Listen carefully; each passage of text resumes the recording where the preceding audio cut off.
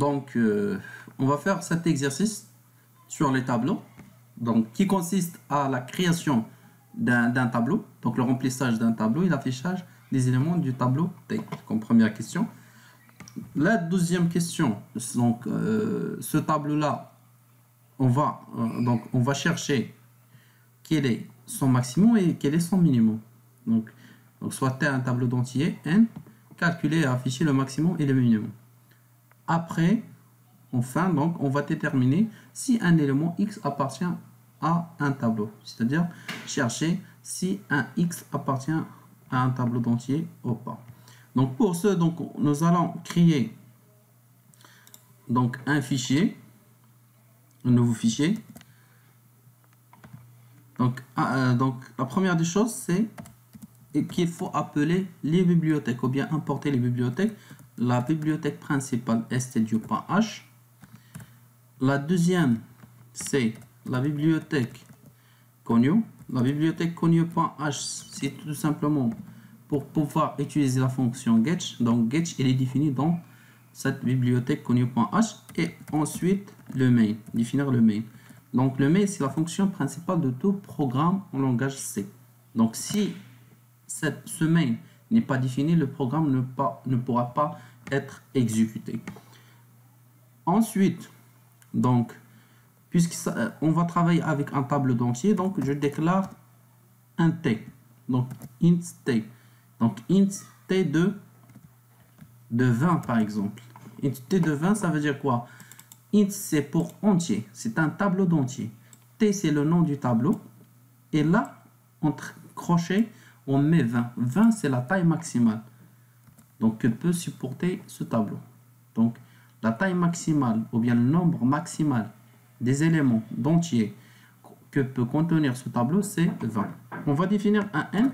N, c'est en fait, c'est pour la taille effective. La taille effective du tableau, ça veut dire la taille réelle.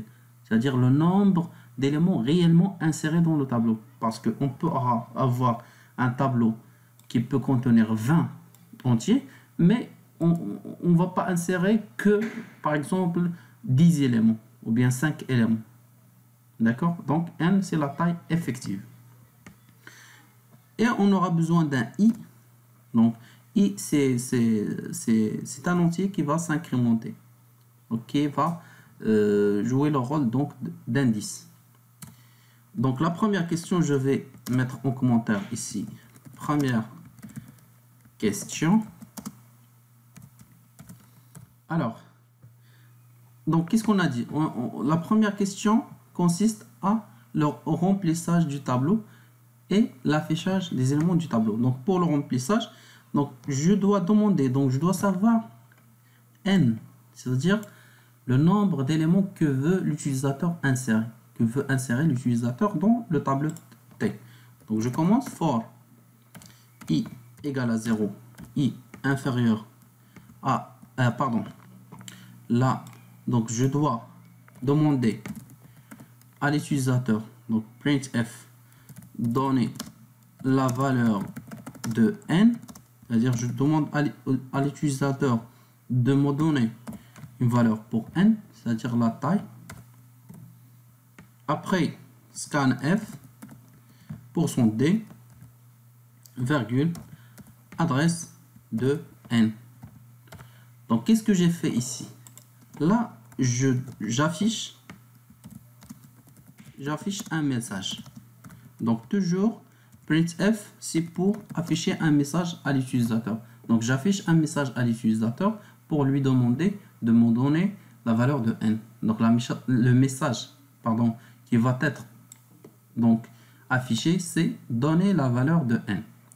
Après, donc l'utilisateur, quand il voit ce message, donc il va taper un entier. Donc 5, 10, 4 et ainsi de suite. Donc il va taper un entier. Donc lorsqu'il tape un entier, donc normalement on doit mettre cet entier dans la case consacrée à n. Parce que n c'est une variable donc qui est définie, déclarée ici int n. Donc c'est un espace mémoire. C'est un espace dans la mémoire donc de 4 octets. Donc dans la case n, je vais mettre la valeur saisie par l'utilisateur à partir du clavier. C'est le rôle de scanf. Donc scanf, elle permet de lire un élément. Donc lire ce que l'utilisateur va saisir,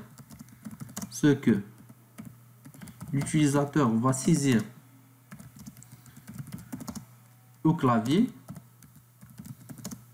et le mettre dans la case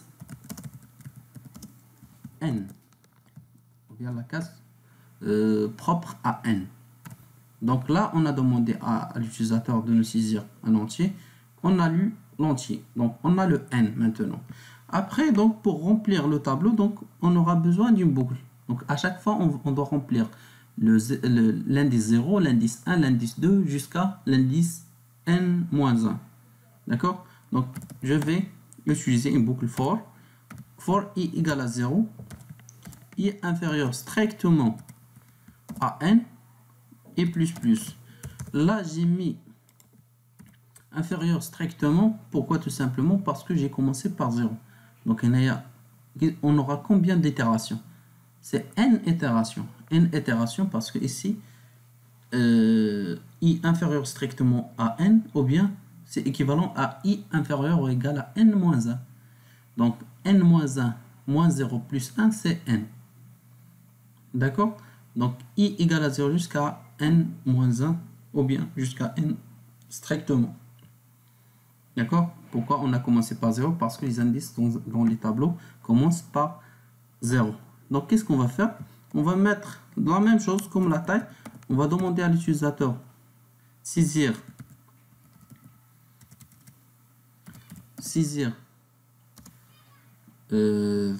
t de pourcentage d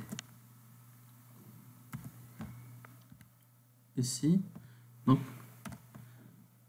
et virgule i. Cette écriture veut dire quoi? Donc on a dit que printf, ça affiche un message. Donc il va afficher saisir ici t2. Le pourcentage d, c'est la variable, ou bien c'est ce format qui va être changé. C'est-à-dire, lorsque je vais mettre ici saisir t de pourcentage d égale, le pourcentage d remplace le i. Parce qu'on a ici le i qui va changer. Donc, dans un premier temps, on aura saisir t de 0, parce que le i égale à 0. On incrémente la deuxième itération, i égale à 1, printf. Donc, saisir t de 1, t de 2, t de 3, t de 4, et ainsi de suite. Donc, ça affiche un message pour saisir t de i. Après, scanf, pourcentage, d, virgule.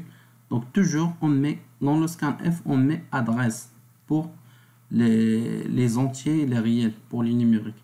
Adresse de t de i. Parce que, qu'est-ce qu'on va faire?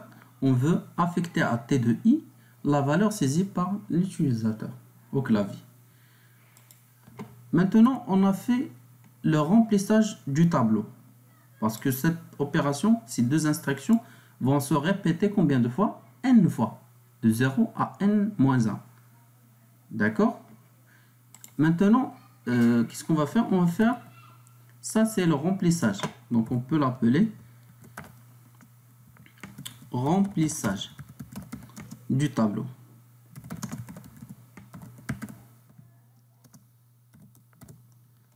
Ici, on va faire, donc la deuxième partie, c'est l'affichage. L'affichage des éléments du tableau.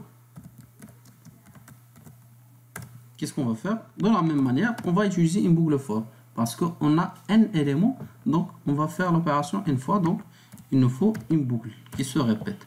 Donc, for i égale à 0, i inférieur à n, strictement, et plus plus. Printf, à chaque fois, on va afficher t de %d, c'est-à-dire t de i, égale %d. Et on va remplacer. Donc, ici, on va mettre un anti/n, retour à la ligne. T de I, donc le pourcentage, le premier pourcentage, ça remplace le I. Donc T de 0, T de 1, T de 2. Donc on va mettre ici I. Le pourcentage, le deuxième pourcentage, ça remplace la valeur de T de I. Donc on va mettre ici T de I. D'accord? Et de cette manière, on va afficher les éléments du tableau. Et on peut mettre un ailleurs, on doit mettre un getch, selon les versions de dev. Donc getch, c'est tout simplement pour... Donc je vais enregistrer tout d'abord ce travail. Donc exo 2 par exemple. Donc je vais enregistrer ce travail. Et après, donc le getch, ça sert à quoi? Ça sert en fait à stopper l'invite commande ou bien la fenêtre pour pouvoir visualiser les résultats.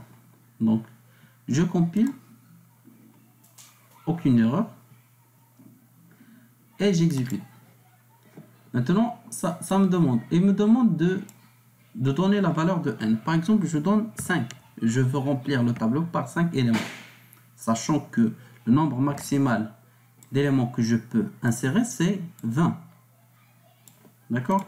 Alors, je mets 5. Donc maintenant, saisir, il me demande, ici, on est là, dans cette boucle. Il me demande de saisir T de 0. T de 0, je vais mettre 4 par exemple. Il va me demander T de 1, 6, 8, 9 et 7. Là, j'ai terminé ma boucle, ma première boucle. Donc, qu'est-ce qu'il va faire? Il va passer à cette boucle, à cette partie-là. Il va faire donc une boucle qui va afficher tous les éléments du tableau. Donc, c'est-à-dire qu'il va réafficher ces éléments. T de 0 égale à 4 jusqu'à T de 4. Et là, le rôle de getch, c'est ça. Le rôle de getch, si on n'a pas mis getch, là, on retrouvera un problème, c'est que la fenêtre va être affichée et à la fois, elle va se fermer. Donc, getch, c'est tout simplement attendre à ce que l'utilisateur tape un caractère. C'est très bien. Alors, ça, c'est pour la première question. Pour la deuxième question, supposons que ici, on a fait le remplissage du tableau. Maintenant, et l'affichage. Maintenant, pour la deuxième partie, ou bien la deuxième question, on nous demande de chercher quel est le minimum et le maximum. Donc, deuxième question. Alors, pour chercher le min, alors, je dois donc ajouter ici par exemple, une variable que je vais appeler min, une variable que je vais appeler max. D'accord? Et je continue. Alors, donc, toujours, lorsqu'on veut chercher le min et le max dans un tableau, en fait, qu'est-ce qu'on fait? Donc, la méthode, elle est très simple et classique.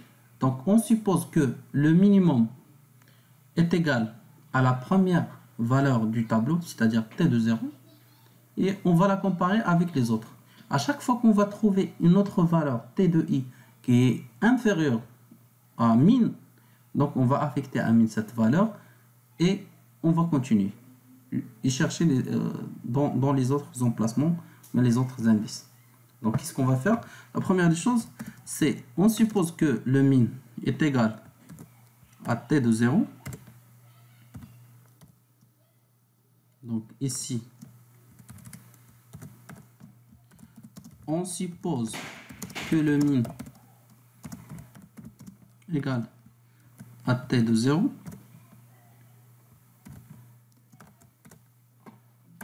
Et on va faire une boucle.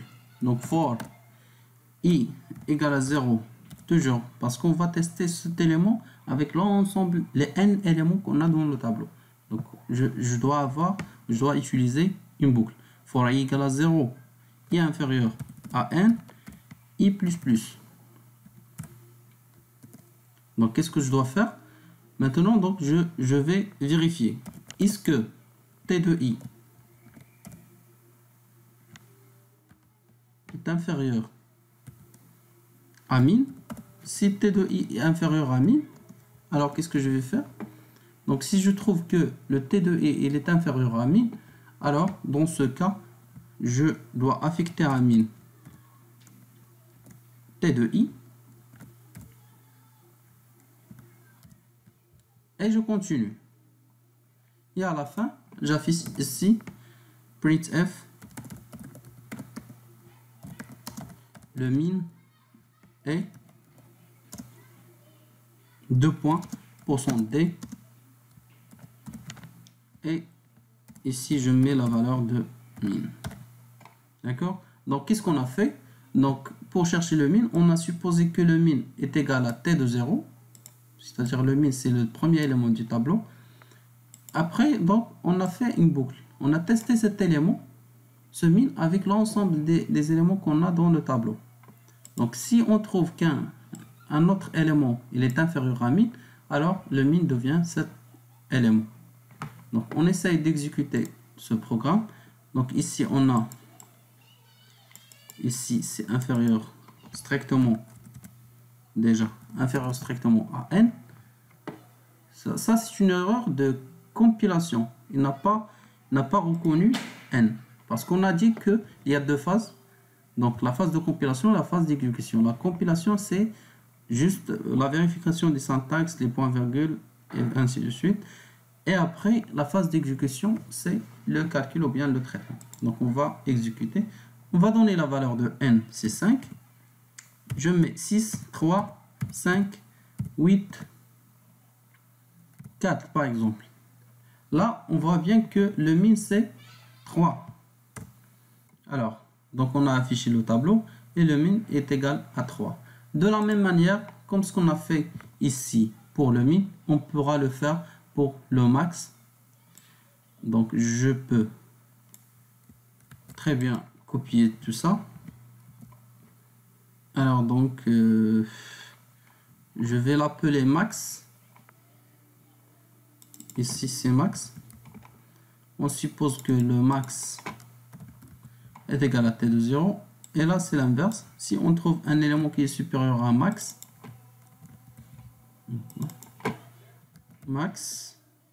donc on va mettre le max est égal à max.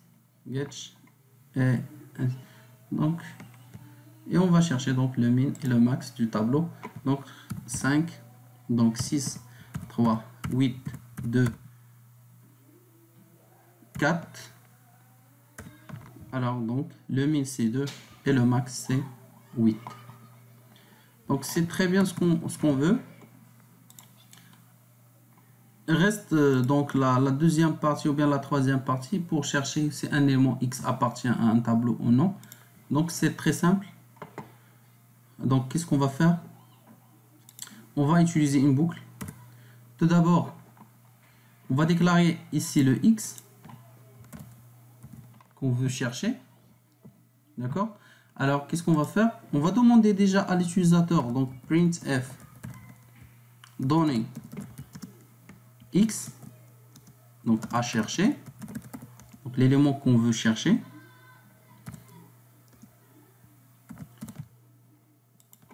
Et on va le lire. Donc scanf, parce que l'utilisateur va nous saisir un entier. Scanf %d, adresse de X. Après, qu'est-ce qu'on va faire? On va utiliser une boucle for i égale à 0, i inférieur à n strictement, et plus.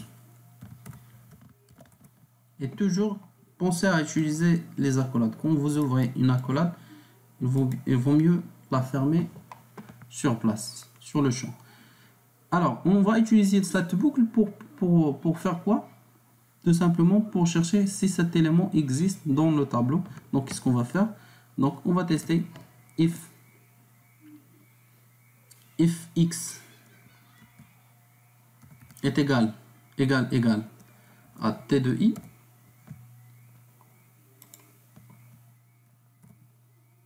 Alors, on va déclarer une variable true, par exemple, int true, qu'on va initialiser par exemple à 0. Donc, if x égale à t de i, on va mettre true, on reçoit 1 par exemple. Sinon, on va la laisser à 0. Donc, for i égale à 0 et ainsi de suite. À la fin, quand il va sortir de cette boucle, on va tester sur le true. Donc, if true égale à 1, on va afficher un message. Printf, toujours. L'élément existe dans le tableau. Si c'est égal à 1, sinon, donc c'est-à-dire le else,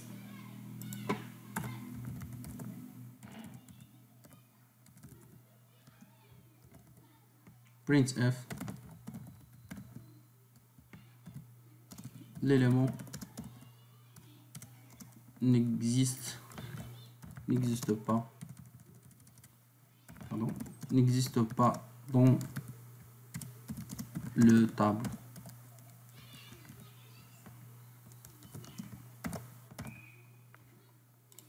Donc on peut tester tout ça. Donc on va compiler, donc histoire de voir s'il y a des erreurs. Il n'y a pas d'erreur. J'exécute, donc donner le n, par exemple 6, la première valeur 5, 3, 6, 8, 4 ou bien donc 7. Donc le minimum c'est 3, le maximum c'est 8. L'élément à chercher, par exemple, je vais mettre le 6. L'élément existe dans le tableau, donc il est bien à l'indice 2. Donc on a répondu aux trois questions. Il s'agit donc le remplissage, l'affichage d'un maximum et le minimum. Et après, la détermination de l'appartenance, donc la vérification de l'appartenance d'un élément X d'un tableau entier. Donc, et c'est tout.